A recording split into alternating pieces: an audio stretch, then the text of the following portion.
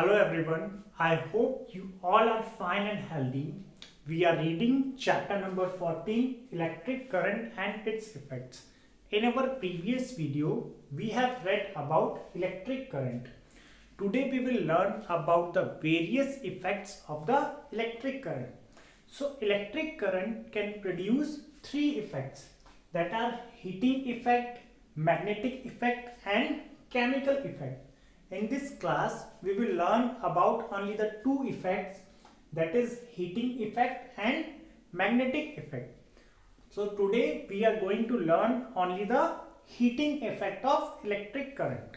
All the materials opposes the flow of electric current through them.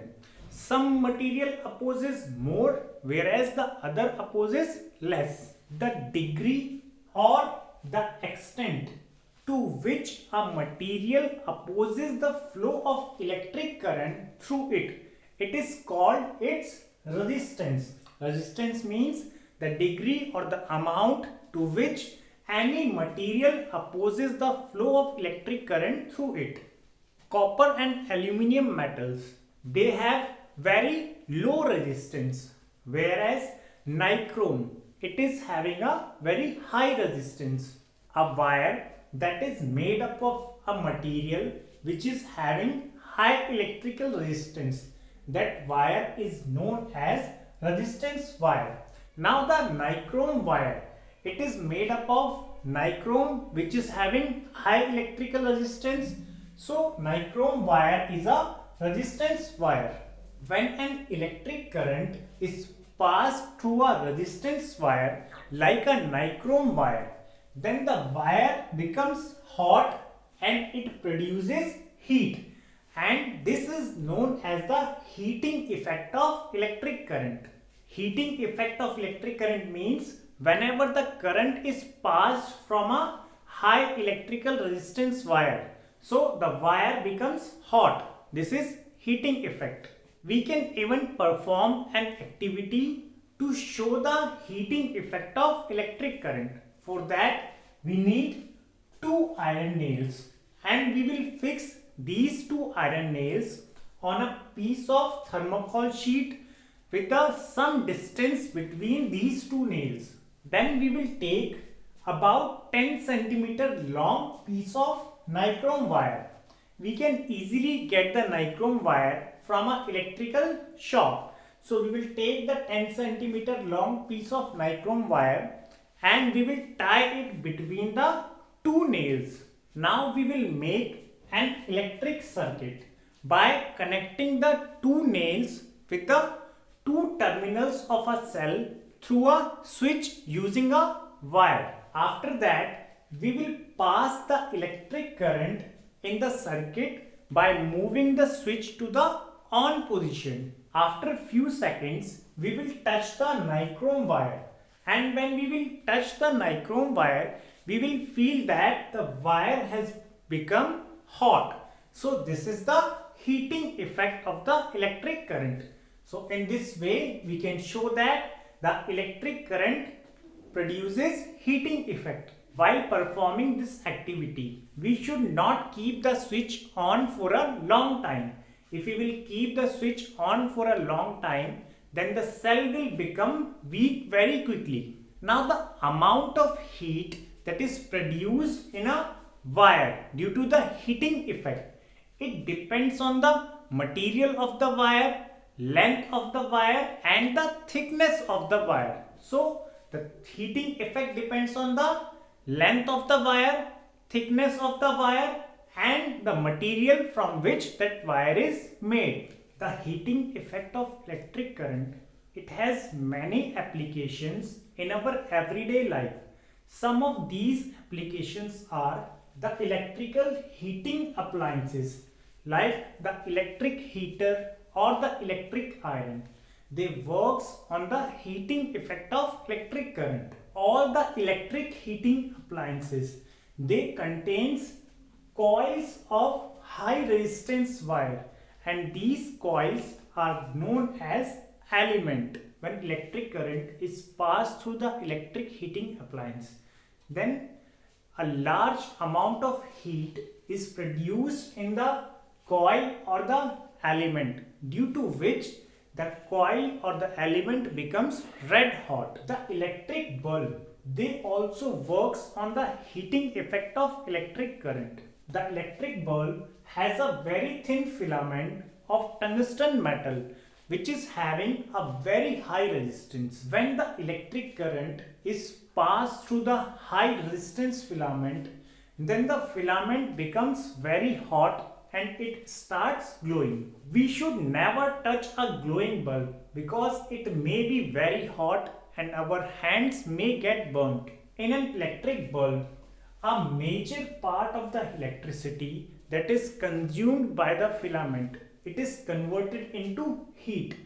Now the production of the heat causes wastage of electricity. The wastage of electricity can be reduced by using fluorescent tube lights and CFLs, that are also known as compact fluorescent lamps. Nowadays, the use of LED bulbs, that are also known as light emitting diode bulbs, it is increasing and they use very less electricity as compared to the normal bulb or the fluorescent tube lights or CFLs. Before buying any electrical appliance, we should look for the ISI mark of the Bureau of Indian Standards. The ISI mark ensures that the appliance is safe and it is energy efficient. It means that there is minimum wastage of energy in it. The heating effect of electric current, it is also used in a device that is known as electric fuse or sometimes also known as fuse. The electric fuse protects our household wiring and electrical appliances from getting damaged due to a large amount of current.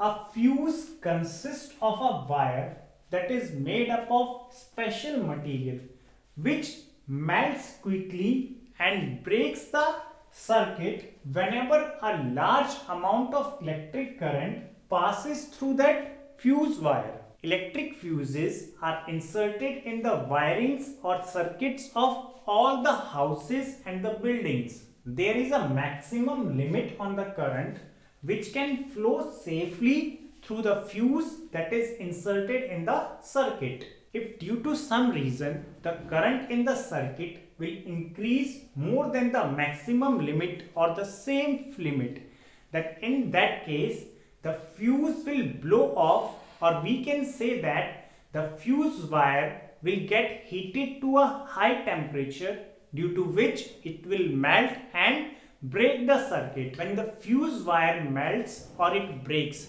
so the electric supply in the circuit automatically gets cut. If there will be no fuse in the electric circuits, then a large amount of electric current that will flow in the wires. It may heat the wires to a high temperature and may cause an electric fire. The large current flowing through the appliances such as televisions and refrigerators, it can also damage them. There are two reasons for the flow of large amount of electric current in a circuit, that are short circuit and overloading. So these are the two reasons behind the flow of large amount of electric current in a circuit. The electric current in a circuit is supplied through the two insulated wires.